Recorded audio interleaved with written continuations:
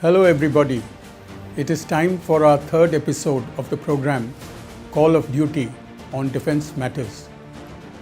This time I will be talking about the Siachen Glacier, especially with regard to recent references about its demilitarization. I hope you find it informative and interesting.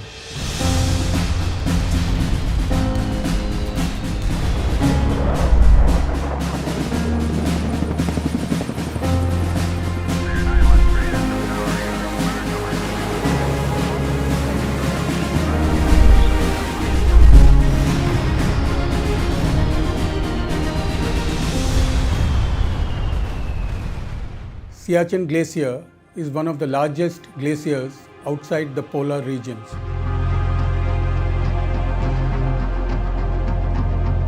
It has also been the backdrop of the world's largest battleground.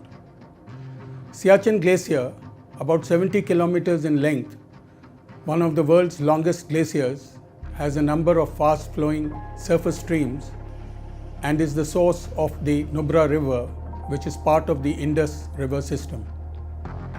Siachen Glacier is part of the Ladakh division of the erstwhile princely state of Jammu and Kashmir, which acceded to India after India became independent on 15th August 1947. Its strategic importance lies in the fact that the actual ground position line, or AGPL in short, which separates the Indian and Pakistani troops in this area, lies close to the Chinese-occupied areas of Shaksgam Valley towards the north and Aksai Chin towards the east. Pakistan tried to grab parts of J&K state soon after independence using irregular forces backed by the Pakistan Army. Consequent to the signing of the accession document by the Maharaja of J&K on 26 October 1947, the Indian Army intervened and pushed back the intruders from much of the areas captured by them. On conclusion of that war, known as the First Indo-Pak War of 1947-48, the Karachi Agreement was signed on 27 July 1949 by military representatives of both countries, supervised by the United Nations Commission for India and Pakistan, whereby a ceasefire line separating the opposing forces was established in J&K.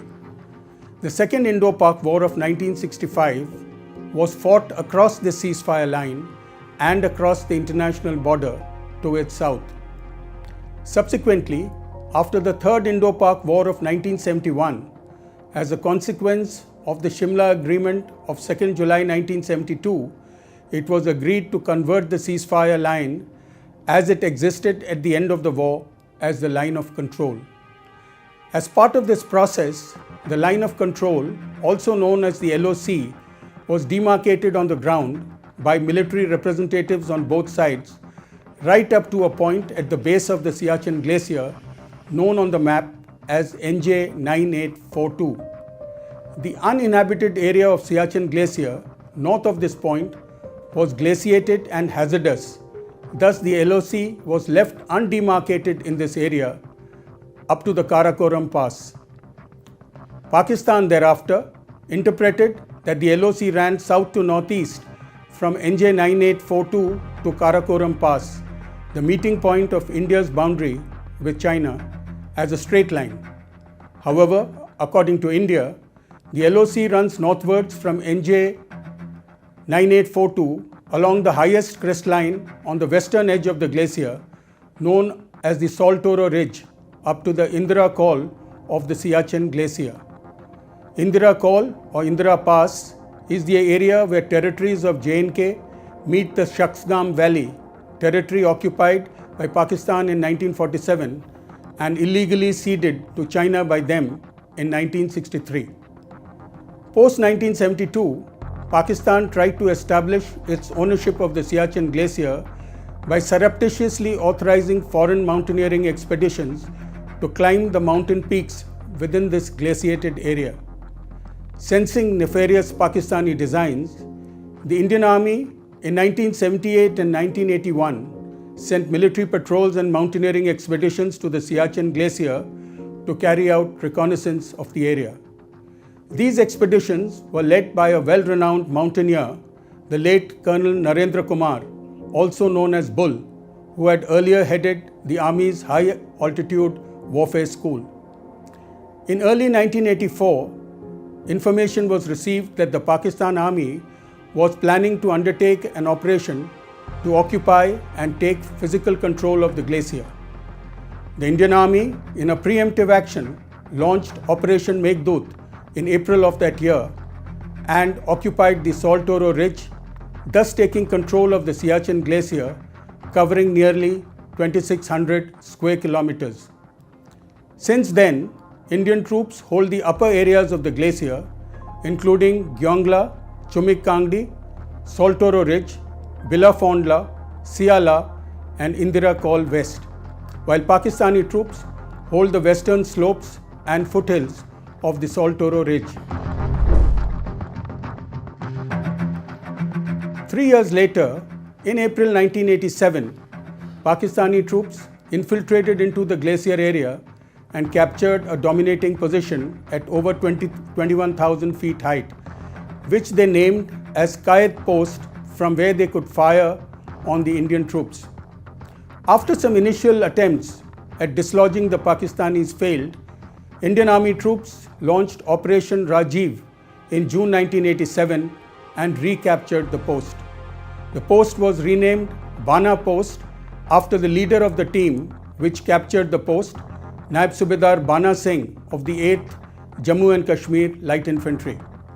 He was awarded the Paramveer Chakra for his personal acts of gallantry.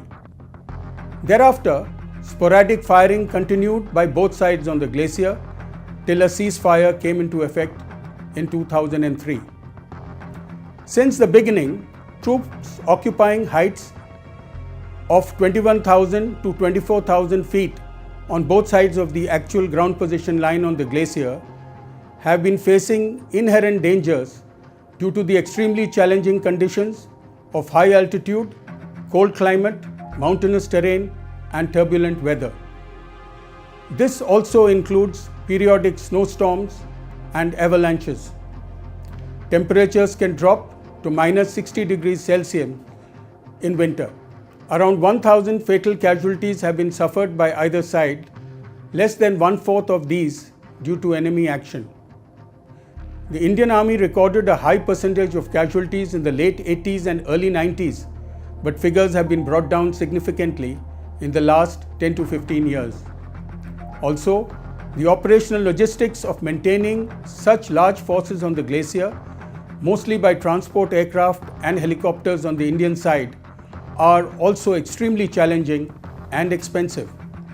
According to an estimate, India spends around ₹6 crores a day, that is around ₹2,200 crores a year, to ensure that troops on the glacier are logistically sustained.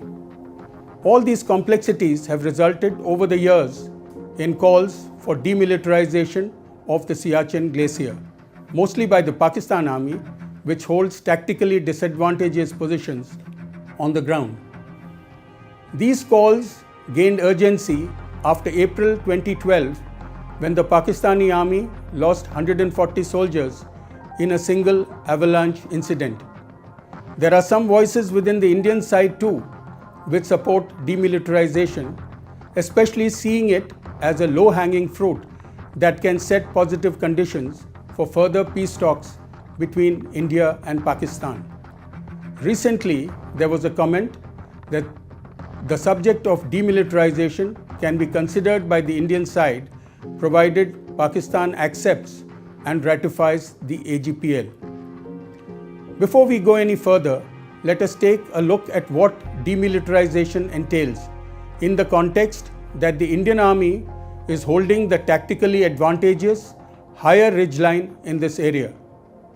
Demilitarization would entail the Indian Army withdrawing from this area in exchange for an assurance and undertaking from the Pakistani government and army that they would not occupy the vacated area in future. Objections from the Indian side to demilitarization refer to the possibility that Pakistani army troops would then occupy the vacated area, after which it would be almost impossible to dislodge them from these higher areas. So what are the pros and cons of demilitarization of the Siachen Glacier?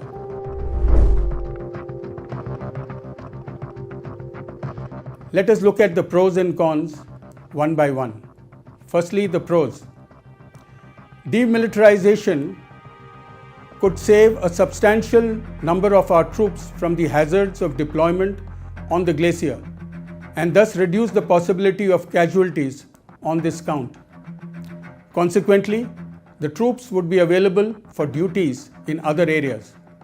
Secondly, the expenditure on maintenance of troops would be reduced significantly. Thirdly, as envisaged in the past, it could set the ball rolling towards achieving long-term peace with our western neighbor. Now for the cons. Firstly, whereas demilitarization would be based on trust, our experience of the past has shown that our western neighbor and its army are not worthy of their trust. The history of India-Pakistan relations is marked by numerous instances of duplicitous behavior by Pakistan, Kargil 1999 being the most prominent example. What assurance do we have that their behavior on this issue will be any different from the past?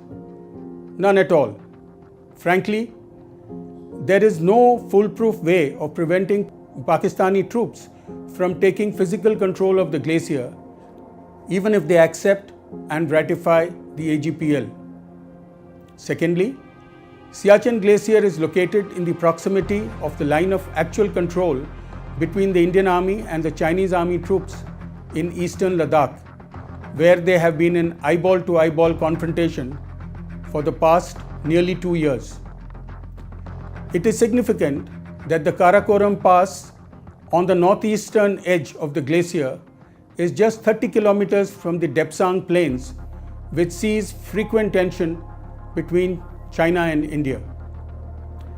Demilitarization of the glacier could well open it up to activity by the PLA in connivance with the Pakistan Army. Thirdly, troop deployments on the Siachen Glacier have resulted in many units of the Indian Army being acclimatized and trained in high-altitude warfare, which can be an important asset in case of conflict with either of our adversaries. Withdrawal from the Siachen Glacier would lead to the Indian soldiers losing one of his most important and unique strengths, the capability to fight effectively at high altitudes. To summarize, after weighing the pros and cons, it may be prudent to not demilitarize the Siachen Glacier due to the perils of such an action. Clearly, demilitarization in the foreseeable future will not be in our nation's interests. With that, I come to the end of this episode. I hope you found it useful and interesting. Jai Hind and good day.